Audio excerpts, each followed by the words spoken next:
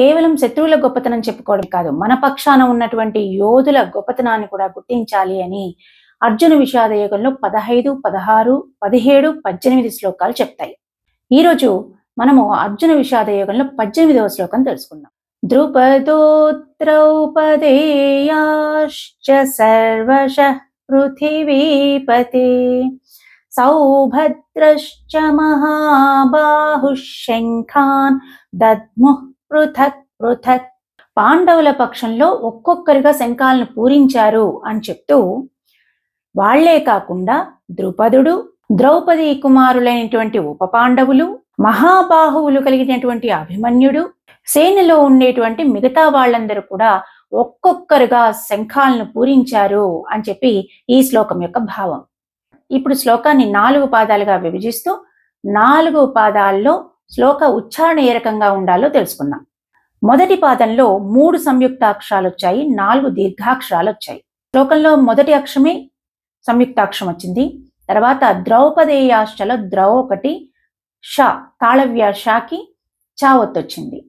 ఇవి సంయుక్తాక్షరాలు. ఈ సంయుక్తాక్షరాలకి ముందున్న అక్షరాలపైన అఘాతం పడుతుంది. అంటే ఈ శబ్దాన్ని ముందున్న అక్షరంతో కలుపుకుంటూ చదవాలి.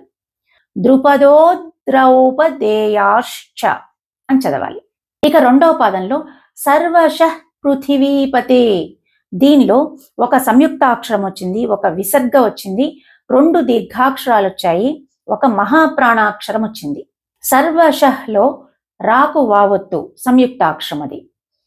తర్వాత ఒక విసర్గ వచ్చింది. విసర్గ అనేది తర్వాత వచ్చేటువంటి అక్షరంకి అనుగుణంగా ఈ విసర్గ అనేది ఆధారపడి ఉంటుంది. ఇక్కడ తర్వాత అక్షరం పా వచ్చింది కాబట్టి ఆ విసర్గ క్లియర్ గా వినిపించాలి, గాలి బయటికి వదిలినట్టు ఉండాలన్నమాట. సర్వశః అని పలకాలి. 2 దీర్ఘాక్షరాలు వచ్చాయి, దీర్ఘాలు క్లియర్ గా వినిపించాలి. ఒక మహాప్రాణాక్షరం వచ్చింది, ఇది క్లియర్ గా ఒత్తి పలకాలి. ఇక మూడవ పాదంలో 2 సంయుక్తాక్షరాలు, ఒక మహాప్రాణాక్షరం వచ్చింది, 3 దీర్ఘాక్షరాలు వచ్చాయి. సౌభద్రశ్చ ద్రా వచ్చింది, తాళవ్యాషాకి చా వచ్చింది. ఈ 2 సంయుక్తాక్షరాలు వచ్చాయి. మహాప్రాణాక్షరాల కింద భా, సౌభద్రశ్చలో భా వచ్చింది, 3 దీర్ఘాక్షరాలు వచ్చాయి. సౌభద్రశ్చ మహాబాహుష్. ఇక 4వ పదంలో ఒక సంయుక్తాక్షరము, ఒక ద్విత్వాక్షరము, ఒక అనుస్వరము, ఒక విసర్గ, 3 మహాప్రాణాక్షరాలు వచ్చాయి. శంఖాన్ దద్ముః, శంఖాన్ దద్ముః పృథక్ పృథక్. దీనిలో ధాకి కొమ్ము మా ఒత్తు వచ్చింది. ఇది మహాప్రాణాక్షరము, మళ్ళీ సంయుక్తాక్షరం కూడా. దాని తర్వాత విసర్గ ఉంది, విసర్గ తర్వాత వచ్చిన అక్షరము పా వచ్చింది కాబట్టి విసర్గ పూర్తిగా వినిపించాలి. ఇక్కడ శంఖాన్, శంఖాన్ అనుస్వరం వచ్చింది, షాకి షావత్ వచ్చింది, అంటే తాళవ్య షాకి మళ్ళీ షావత్ వచ్చింది. ఇది ద్విత్వాక్షరం అంటారు, ఒకే అక్షరంగా వినపడుతుంటుంది శంఖాన్ అని. కాబట్టి ఇది ఒత్తి పలికినట్టుగా పలకాలి. తర్వాత అనుస్వరం ఉంది కాబట్టి దాని తర్వాత అక్షరం ఖా ఉంది, క ఖ గ ఘంగ అని పలుకుతారు. అంగిటితో వస్తుంది ఆ సౌండ్ అనేది. శంఖాన్ అని రావాలి. దద్ము పృథక్ పృథక్. థ అనేది మహాప్రాణాక్షరము కాబట్టి ఒత్తి పలకాలి. పృథక్ పృథక్ అన్నాము, అది పొల్లుక అవుతుంది కాబట్టి దాన్ని పొల్లుక అంటారు. పృథక్ పృథక్ అని కట్ చేసినట్టు పలకాలన్నమాట. ఇప్పుడు శ్లోకాన్ని 4 పాదాలుగా ఒక్కొక్కటి 2 సార్లు పాడదాము. రెండోసారి మీరు కూడా నాతో పాటు గొంతు కలపండి. ద్రుపదో ద్రౌపదేయాశ్చ,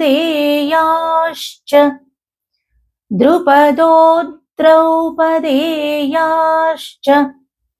సర్వశః పృథివీపతే, సర్వశః పృథివీపతే